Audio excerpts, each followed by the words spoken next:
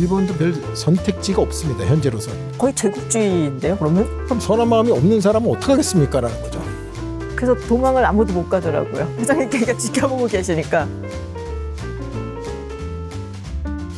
안녕하세요, 여러분. 김지윤입니다. 제가 지금 와 있는 곳은 종로에 있는 SK 서린빌딩입니다. SK 서린빌딩을 왔으니까 또 SK 회장님을 한번 뵙고 갈까 하고 이곳에 올라왔는데요. 오늘 SK 최태원 회장님을 모시고 이야기를 좀 나누고 가보도록 하겠습니다. 안녕하세요, 회장님. 네, 안녕하세요. 제가 DC에서 뵙고 4개월 만에 뵙는 것 같아요. 그동안 어떻게 지내셨는지. 늘상 그렇지만 바쁘다고 그러면 맨날 바쁘죠. 일 때문에.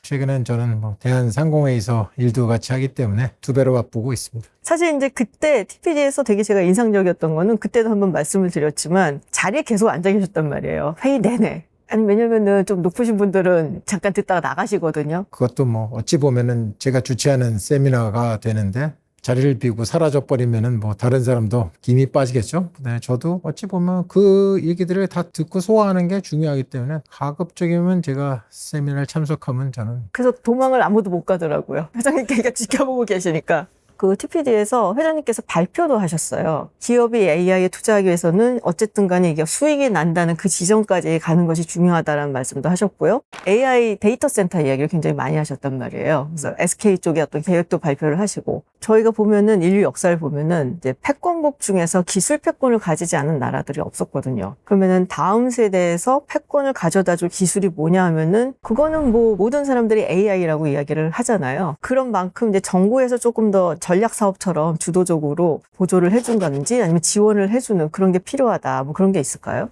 예, 많이 있죠. 이건 민관 합동으로 이제는 해야 하는 문제라고 보입니다. 정부 혼자서만 AI의 인프라스트럭처부터 소프트웨어나 어플리케이션을 다 만들어낼 방법은 없습니다. 그리고 민간 혼자서도 하려고 하더라도 이게 워낙 돈과 규모가 크기 때문에 솔직히 섣불리 움직이기가 좀 어려운 상황이죠. 그래서 저희는 외국에 발달되어 있는 수요처나 혹은 또 그들의 기술이나 그들의 LLM들 충분히 저희가 또 이용도 해야 됩니다. 그러면서 대한민국이 우리가 자랑할 수 있는 그냥 AI 전반이다 이렇게 얘기하기는 조금 어렵고요. 특화시킬 필요가 있다고 생각합니다. AI의 어느 분야에 어떻게 우리는 전략화를 할 수 있느냐, 좀 더 정부와 민간이 좀 더 논의가 돼서 저희가 특화시킬 부분들을 집중 육성을 할 필요성이 좀 더 있겠다. 이미 남들이 다 만들어 놓은 걸 우리도 똑같이 만들겠다고 하는 거는 아무래도 경쟁력이 떨어지고 효율적이 아니라고 생각을 하기 때문에 대한민국이 독특하게 만들 수 있는 것들을 위주로 해나가는 게 좋은 전략이라고 생각합니다. 그럼 어떤 게 특화할 만한 것이다라고 구상하고 계신 게 있어요?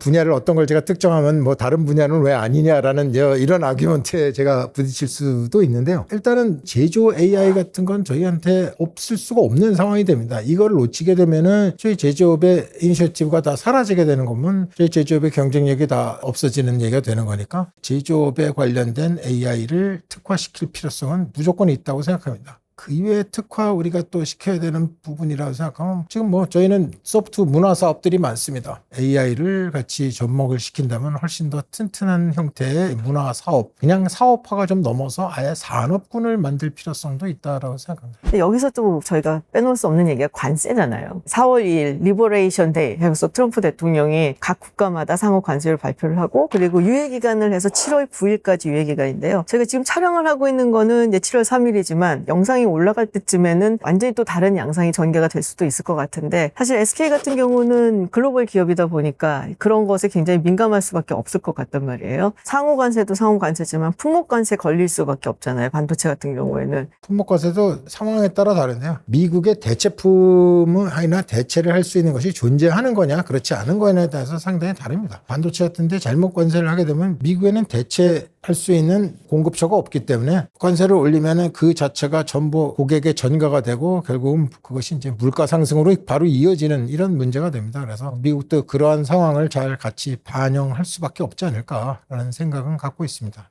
반도체도 우리가 생각하는 그냥 반도체다 보지만은 반도체 그 낱개 하나하나의 칩 단위로 얘기를 할 수도 있고 모듈 단위라고 해서 모듈로 해서 포함되는 상황도 다릅니다. 이 양상은 생각보다는 훨씬 더 복잡한 경제 지도를 그려야지만. 근데 이게 그냥 무역 적자 때문에 트럼프 대통령이 저러는 거면 사실은 좀 단기적으로도 볼 수가 있잖아요. 근데 그게 아니다라는 얘기가 많이 나오거든요. 어찌 보면 관세 문제라고 해서 관세라고 쳐다볼 수는 없는 게 보호무역주의죠. 보호무역주의는 왜 생겼느냐라고 생각하면은 무엇인가 프리 트레이드를 하는 게 좀 더 불리해졌다라고 생각하는 환경이 생기면은 이걸 이제 프로텍트를 할 거야. 그런데 그 보호의 대상이 무엇이고 그 안에 진짜의 속내는 무엇인가 뭐 이런 문제들을 지금도 많은 논의와 사람들이 점을 치고 있습니다. 속내가 뭘까요? 그 속내는 뭐 저보다 많은 다른 경제 정치학자들이 뭐 얘기를 하고 있으니까 틀려요. 여기는 일선에서 뛰고 계시는 분들이 가장 정확하더라고요. 누가 정확한 답을 갖고 있느냐는 모르죠. 어떤 때는 트럼프 대통령은 정확한 자기의 답을 갖고 있을까라는 이런 아무도 답은 갖고 있지 않을 수는 있습니다. 하지만은 결국 이 문제는 뭐냐면 미국이 생각할 때 지금 이대로 가는 것은 불리하다. 그 불리하다라는 첫 번의 단초라고 생각해 경쟁자가 나섰다. 즉 이거는 헤제모니 게임으로 바뀌고 있는 상황이 되는 거고 그 헤제모니 게임에서 위닝을 하기 위한 관세 문제를 꺼냈다라고 저는 이렇게 보입니다. 그러다 보니 여기에 대한 건 미중 패권이 걸려있는 문제라고 보이는 거고 솔직히 미중 패권의 게임은 싸우는 양상마다 그때그때 전략이 달라질 수 있는 거죠. 그러다 보니까 딱 하나의 목표 그러니까 관세를 어떻게 한다라는 이런 목표를 들고 왔다고 보이진 않는 거죠. 이 관세가 나한테 어떻게 위닝 확률을 올려줄 거냐라는 것을 이제 관측하고 보면서 이게 그렇지 않다고 생각하면 취소하고 뭐 다른 뭔가를 하겠죠. 하지만 계속 보호무역주의라고 생각하는 이 기조를 버리지는 않을 거라고 보입니다. 이 안에서 저희가 어떻게 또 포지션을 만들어 나갈지 뭐 이런 거는 아마 앞으로 한 수십 년간 저희가 세워야 되는 또 하나의 전략축이라고 생각을 합니다. 근데 말씀하셨던 게 맞다라고 저도 생각이 드는 게 트럼프 대통령 일기 때 했었던 관세 정책이나 이런 것들을 바이든 대통령이 들어가서 바꾼 게 거의 없거든요. 그러면 이거는 공화당 대통령이나 민주당 대통령이나 사실은 미국의 대통령이라면은 이런 기조는 계속 가져갈 것이다 라고 이제 보여지는 거거든요. 맞습니다. 근데 제가 대기업 회장님을 모셔놓고 지정학 얘기를 계속 하고 있는데 근데 워낙 관심이 많으신 걸 제가 아니까 뭐 관심이 아니라 이게 알아야 이제 저희는 비즈니스를 할 수밖에 없으니 이제는 뭐 솔직히 별로 알고 싶지 않아도 공부를 할 수밖에 없습니다. 아, 그러신가요? 제가 근데 인상적이었던 게 사실 SK 같은 경우는 그 일본과의 어떤 협력이나 연대를 몇 년 전부터 꾸준히 주장을 해 오셨어요. 저도 개인적으로는 이런 상황에서는 특히나 비슷한 일본이라든지 뭐 호주라든지 이런 국가들과의 어떤 연대가 중요하다고 생각은 하거든요. 근데 아무래도 이제 정치적인 이슈나 뭐 역사적인 이슈나 이런 것들이 가로막을 때가 있기는 해요. 그럼에도 불구하고 일본하고의 연대가 왜 중요하다고 생각을 하시는지도 궁금합니다. 대한민국 경제 체제를 저희가 디자인하고 만들 때부터 뭐냐면 독립적인 체제로 저희가 전략을 짜고 그렇게 만들어 왔습니다. 주변의 다른 국가와 무엇을 쉐어하는 게 하나도 없는 거죠. 반도에다가 위에는 우리는 북한이 있기 때문에 거의 다른 땅과 같이 연결이 안 돼 있으니까 지금 이럴 수밖에 없었다는 저희의 특징이 존재를 하는 거긴 하지만은 어쨌든 저희는 거의 독자적으로 대한민국 안에서 생산과 소비를 다 이 안에서만 하는 경제 구조로 들어서 즉 되게 인디펜던트한 거죠. 근데 문제는 이제 성장이 거의 멈추는 단계까지 와버린 거죠. 잠재 성장률이 0%대로 들어가기 시작을 했습니다. 이 얘기는 이제 저희의 성장이 웬만해선 안 일어난다라는 이 문제가 되고 뭐 아시다시피 젊은 세대는 줄어들고 이제 노인 세대 많아지고 그래서 일할 인구가 줄고 뭐 이런 여러 가지 문제들이 한꺼번에 복합적으로 이제 다가옵니다. 이 상태에서 저희가 여태까지 하던 대로 똑같은 방법으로 저희가 해서 생존할 수 있느냐라는 퀘션을 할 수밖에 없는 겁니다. 환경이 바뀐다 해도 그래도 여기서 똑같은 체제와 얘기로 갖고 이게 지속 성장을 할 수 있는 거냐, 지속 가능한 사회를 만들어낼 수 있는 거냐라는 아주 기본적인 퀘션을 스스로 물을 수밖에 없는 상황에 와 있고 그걸 돌파하기 위해서는 새로운 방법, 여태까지 쓰지 않았던 방법을 생각할 수밖에 없다는 거죠. 일본과의 경제 연대가 필요하다라는 말은 조금 수정하겠습니다만 어쨌든 꼭 그렇게만 생각하는 게 아니라 나 홀로 살 수는 없는 상황이 돼버렸다. 그렇게 되는 이유는 거대한 슈퍼파워가 계속해서 저희를 둘러싸고 경쟁을 하고 있습니다. 경쟁을 하니까 우리한테 되게 힘들어지는 상황이 오기도 합니다만 경쟁을 하지 않고 그들이 갑자기 협력을 하기 시작하면 더 무서운 사회도 올 수 있습니다. 우리한테는. 세계의 슈퍼파워가 같이 결합을 해서 우리끼리만 잘 살자고 하는 룰을 만들자라고 얘기를 한다면 저희는 거기서 무엇을 할 수 있죠? 라는 거죠. 거의 제국주의인데요, 그러면?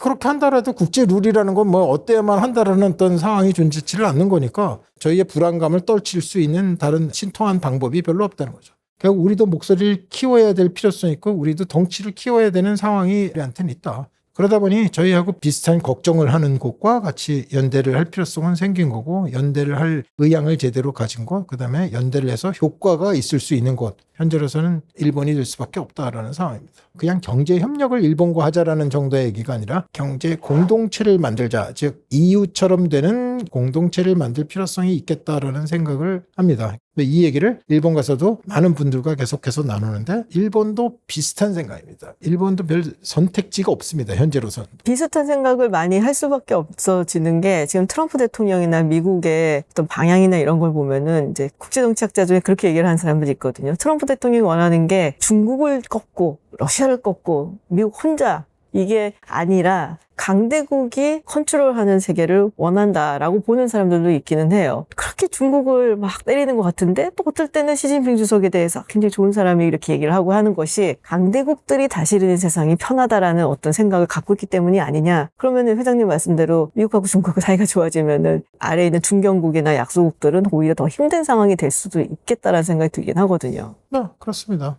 중국 제품을 수입하는 거에 대해서 상당히 금지를 하거나 관세를 많이 때려서 어렵게 만들지만 갑자기 화해를 했다 그러면 전혀 다른 상황으로 미국 시장이나 중국 시장은 그들의 시장들이 되는 거고 다른 시장 참여자들을 몰아내는 효과가 나오겠죠. 아까 방금 전에 고령화 이슈라든지 저출산 이런 말씀도 하셨고 또 줄어드는 인구 말씀도 하셨는데요. 사실 진짜 심각한 문제잖아요. 그러니까 우리가 수출 주도형 경제를 하게 된 것도 사실 내수 시장이 좀 작기 때문에 밖으로 나간 건데 더 작아지면은 굉장히 큰 문제가 되죠. 그래서 시장도 키워야 됩니다. 그래서 공동체 형태를 만들면 자연스럽게 시장이 또 커지는 거죠. 물론 대한민국 생산자만 있는 게 아니라 다른 국가가 참여를 한다면은 다른 데도 생산자가 있으니까 경쟁이 더 세질 수는 있죠. 하지만 어쨌든 시장이 커진 것만은 사실이고 2조 달러가 안 되는 대한민국 시장이지만 이게 커져서 일본만 합해도 6조 달러가 됩니다. 그러면 일단은 저희가 뭔가 물건을 팔면 이제 3배의 시장에다가 무엇인가 내놓을 수 있다는 얘기가 되고 마케팅을 하고 얘기를 했을 때 비용을 쓰고 하는 효과라는 게 갑자기 확 올라올 수가 있습니다. 또 다른 하나의 경제 연대에 저희가 되게 필요한 건 저비용 사회를 만들어 갈 수가 있습니다. 내수가 작은 것도 문제지만은 고비용화가 되는 거가 더 문제입니다. 우리 내부에다가 전부 자생할 수 있는 모든 옵션을 다 만들어야 되는 거니까 당연히 비용이 올라갈 수밖에 없는 상황이 됩니다. 근데 시장이 더 커지면은 대한민국 안에다가 모든 옵션을 다 만들 이유는 없는 거죠. 상대방이 다른 옵션을 갖고 있으면 우리는 이제 그 서비스를 받아오든지요. 이를테면은 특정한 질병이 있거나 얘기됐다 그러면 대한민국에 그런 병원이 없어도 일본 가서 그걸 받고 저희가 보험 처리를 할 수 있도록 들어가면은 에너지 가격 같은 것도 지금 대한민국 혼자서 에너지를 쓰고 에너지 솔루션을 요 나라에만 딱 들고 있어서 하지만 일본과 그걸 폭넓게 가져가면 공동으로 에너지를 구입하고 공동으로 사용을 하고요. 필요하면 이제 네트워크 갖고 쉐어를 합니다. 무슨 전력 같으면 전력 케이블을 서로 놓거나 이걸 하다면 저희가 전기가 남을 때는 절로 보내고 반대가 되면 반대로 올 수 있고요. 그러면 굳이 내부에다 발전소를 다 안지어서 모든 피크의 전력을 우리가 다 커버하려고 하는 이 비용이 떨어지겠죠. 그러면 전력 비용이 싸집니다. 싸지면 경쟁력이 생기죠. 경쟁력이 생기면은 여태까지 우리가 생각하지 않았던 스케일링 메릿을 저희도 생각해 볼 필요성이 있다. 물론 저도 다 압니다. 거기에 대한 역사적인 문제라든가 다른 여러 가지의 문제가 있다라고 생각하는 거 있습니다. 하지만은 그것을 넘어나가야 하는 거지 그것이 문제니까 하지 말아야 될 옵션이 저희한테 손안에 있는 것 같지가 않다. 같이 사는 방법을 이제는 고안을 해볼 때가 됐다라고 보입니다. EU 같은 것을 들어서 하다 보면 EU가 시작되고 움직였던 게 이제 독일과 프랑스가 시작을 한 거거든요. 그들은 일본과 그렇죠. 한국보다 훨씬 더 그렇죠. 예. 그럼에도 불구하고 그들도 그 문제를 넘어갔습니다. 그러니까 경제적으로는 좀 다른 문제 아닐까라고 생각합니다. 경제 협력은 양쪽에 다 베니핏이 될 수 있다 이렇게 보입니다. 워낙에 이제 도전이 많은 시대가 다가오니까 그걸 넘기 위해서는 예전에는 상상해보지 못했던 그런 아이디어가 필요한 시기다라는 말씀 같아요. 그 부분도 굉장히 중요할 것 같아요. 그러니까 인재를 서로 간에 교류를 할 수 있다라는 부분. 지금 이제 우리뿐이 아니라 일본도 그렇고 여러 국가들이 골치를 썩고 있는 문제가 인구 문제잖아요. 예전에 제가 회장님께서 우리나라가 이민 국가는 아니지만 훌륭한 인재들을 많이 받아들여서 이걸 충원을 해야 된다라는 말씀을 하신 거를 들은 적이 있거든요. 출생률이 낮아졌기 때문에 미래로 보면은 인구는 줄어드는 건 기정사실이 그렇죠. 돼버렸죠. 네. 그러면 성장이라는 걸 그럼 완전히 포기하고 살 것이냐? 그건 말이 안 된다고 저는 생각을 하는 거거든요. 우리는 아까 내수가 작다고 말씀하셨는데 더 줄어들어가고 이 내수가 준다라는 문제는 대한민국 이코노미를 유지하려고 생각하면 수출을 더 많이 해야 되는 이런 식의 그러니까 해외 의존도가 더 커야지만 된다는 얘기죠. 이건 그만큼 불안정성이 더 커진다는 얘기로 갑니다. 이거를 보완하는 문제로 보면은 내수를 육성을 시켜야지만 합니다. 어떤 방법으로 이걸 키우게 되냐? 일단 인구를 유입시킵시다. 근데 어떤 인구를 유입시켜야 되느냐? 해외에 있는 고급 두뇌를 많이 데려오자. 저희가 필요한 고급 두뇌를 또 유치를 하자. 그래서 이제 가족도 데려와서 여기서 살게끔 해서 돈을 벌게 만들고 그다음에 소비를 한다. 근데 이러한 경제 활동은 대한민국 전체는 포지티브한 얘기로 흐를 수밖에 없다라는 생각이거든요. 그렇게 만들면은 저희의 내수 사이즈가 계속해서 성장하고 커지는 거죠. 굳이 해외에서 변화가 있다 하더라도 훨씬 더 안정성을 지닐 수 있습니다. 뭐 그렇다고 제가 수출을 하지 말자라는 얘기를 하는 게 아닙니다. 내수를 그만큼 더 키우자 이런 말씀을 드린다라는 걸. 한국이 그렇다면은 약간 경제 모델을 바꾸고 그래서 새로운 방향으로 가야 된다라는 이제 청사진을 제시를 해주셨거든요. 조금 더 구체적으로 강조를 하고 싶은 부분이 있으실까요? 지금은 저희는 수출 얘기를 합니다. 근데 수출이라는 단어를 쓰면서 해왔던 게 이제 과거 70년대, 80년대부터 이 수출 드라이브 정책과 얘기를 펴오고 아직도 우리는 거기서 빠져나오지 못하고 있다고 생각합니다. 핵심은 어찌 보면은 경제 활동을 통해서 외부에서 돈을 벌어서 유입시키는 일입니다. 근데 이제 저희는 수출이라는 방법이라고만 그것을 생각해 왔죠. 물건을 갖다 팔고. 네, 하지만 이제는 그거 이외에 다른 방법을 생각해야 돼요. 왜냐하면 이제는 어차피 보호무역 시대입니다. 저희가 수출을 해서 지금처럼 계속 흑자를 내기 시작을 하면은 무역 마찰과 외교 문제로 다 비화가 됩니다. 이젠 위험도가 너무 커진다. 그래서 모델을 좀 바꿔야 될 필요성이 있는데 하나는 투자입니다. 해외로 이제는 투자를 하는 거죠. 해외에서 투자된 투자 리턴이 돌아오는 방법을 씁니다. 이건 솔직히 일본이 꽤 많이 이미 쓰고 있는 방법론이 됩니다. 일본 경제가 성장을 하지 않으니까 성장을 하는 쪽에다 가서 투자를 해야 아무래도 돈 벌 확률이 더 커지고 좋은 리턴이 나오겠죠. 저희도 이제 저희가 갖고 있는 자산을 전략적으로 써야만 하는 필요성이 좀 더 생깁니다. 소프트머니라고 저는 말을 하는데요. 그동안까지는 저희는 상품 수출을 해서 주로 돈을 벌었습니다. 하드웨어적인 무엇인가를 저희는 해외에다 파는 거죠. 근데 이제 그렇게 하드웨어적으로 파니까 이게 전부 무역과 얘기 형태로 이렇게 꽉 잡힙니다. 물론 뭐 소프트머니도 수지 안 잡히는 건 아니지만은 이거는 막을 방법이 별로 없습니다. 이 규제할 방법이 이렇게 많지가 않습니다라는 거죠. 지금도 아시다시피 저희의 무슨 뭐 K컬처의 상당 부분의 것들이 나가면 해외에서 자기들이 좋아서 이걸 구매를 하고 하다는 거니까 저희는 소프트머니를 받을 수 있는 부분이 좀 더 확장이 돼야 된다 이렇게 생각을 합니다. 예를 몇 가지 들 수는 있는데 그 중에 하나를 보면 음식입니다. 지금도 한식이 나가서 잘 팔리고 있어서 잘 가고 있지 않냐라는 얘기가 들어옵니다. 하지만 이건 지금 트렌드입니다. 이 트렌드는 사라질 우려가 상당히 있습니다. 사라지면 식당도 다 사라지고 저희가 갖고 있었던 포지션이 없어지는 거죠. 없어지기 전에 뭘 해야 되느냐? 저희는 이걸 습관화를 시켜야 돼요. 관습화를 시켜야 됩니다. 전 세계 사람들한테 한식이라는 것이 일주일에 몇 번은 먹도록끔 하는 이 관습화를 저희는 이걸 아주 조직적으로 시켜놓을 필요성이 있다는 거죠. 어떻게 해요? 인프라를 제대로 만들어야 됩니다. 그 얘기는 뭐냐면 조리 방법, 하다못해 음식점의 인테리어나 접시, 소스 여러 가지 방법론을 통해서 그들이 좋다라고 생각하는 그 경험을 계속해서 전달을 해야 됩니다. 그런 거에 관습하에 잘 성공한 게 일식이나 이태리 음식 여기는 상당히 성공을 한 거죠. 그러니까 지금 뭐 K푸드, K컬처 굉장히 유행은 하고 있지만 하나의 트렌드고 유행이기 때문에 언제 사라질지 모른다. 이때 이제 떴을 때 굉장히 자연스럽게 실생활에서 이거를 느낄 수 있도록 만들어야 된다는 말씀 같아요. 네, 그래서 그것들이 좀 더 산업화가 돼서 트렌드가 바뀌어도 저희가 인프라와 이걸 쫓아갈 수 있기 때문에 그 다음 트렌드를 생산하거나 저희가 접근할 수 있는 차지한 포지션을 버리지 않을 수 있는 위치가 필요로 한 거죠. 근데 이제 이거는 거의 정부 차원에서 조금 더 생각을 하고 움직여야 하는 거지 이게 어느 경제단체 하나 한 기업이 하나 해갖고 움직일 단위는 잘 아닌 것 같다는 생각은 계속 있습니다. 태국 정부가 그런 걸 많이 한 걸로 알고 있어요. 태국 정부도 거기에 대해서 상당히 조직화를 많이 했죠. 따라서 전 세계에 가서 보면 이제 태국 시장이 상당히 많이 퍼져 있고 친숙하게 갈 수 있습니다. 그래서 미국 친구나 유럽에 있는 친구들이 태국 식당을 자연스럽게 방문해서 거기서 어떤 메뉴를 어떻게 시키면 내가 즐길 수 있다. 이런 걸 분명히 아는 거거든요. 정부가 좀 조직적으로 지원을 해야 된다라는 말씀을 하셨던 게 생각이 난 게 그 태국 정부가 그래서 태국의 그 셰프들을 외국의 레스토랑, 그러니까 타이 레스토랑에 파견하거나 보내거나 할 때 비자를 받고 하는 걸 훨씬 더 쉽게 하도록 외교적으로 협약을 맺고 굉장히 여러 가지 사역을 했다라는 얘기를 들었었거든요. 그러한 노력과 얘기들을 오랜 시간을 걸쳐서 쌓아야지만은 저희가 이 소프트 파워를 이제 산업화 형태로 바꿔낼 수가 있다라는 생각을 할 수 있습니다. 기업인이시지만은 지금 말씀하시는 걸 이렇게 가만 들어보면은 굉장히 사회 문제에 관심이 많으시고 기업의 어떤 사회적인 책임 이런 이야기를 SK에서는 상당히 오랫동안 해왔던 걸로 알거든요. 일반인이나 아니면은 정치인들이 가질 수 있는 생각의 틀을 좀 넘어서서 기업인이기 때문에 좀 더 상상력을 발휘해서 창의적으로 이런 것들을 제안할 수 있다라고 말씀하실 수도 있을 것 같은데요. 뭐 그런 의미에서 이제 한 가지만 더 아이디어를 하나 말씀드리면 이제 오랫동안 제가 이제 사회 가치를 어떻게 하면 이제 경제적 가치로 만들 수가 있을 것인가. 경제 시스템 안에 사회 가치라는 것을 끌어올 필요성이 있다라고 이렇게 느낍니다. 솔직히 자본주의가 오랫동안 잘 되고 좋다라고 우리는 그렇게 믿어왔고 그래서 자본주의를 계속 해왔습니다. 근데 문제는 자본주의가 완벽한 것이 아니라는 거죠. 특히 이제 모던 소사이티의 변화가 빨라지니까 솔직히 자본주의라고 생각했던 시장이 역할을 하고 움직이는데 그 역할과 속도가 자꾸 죽고 떨어지는 거죠.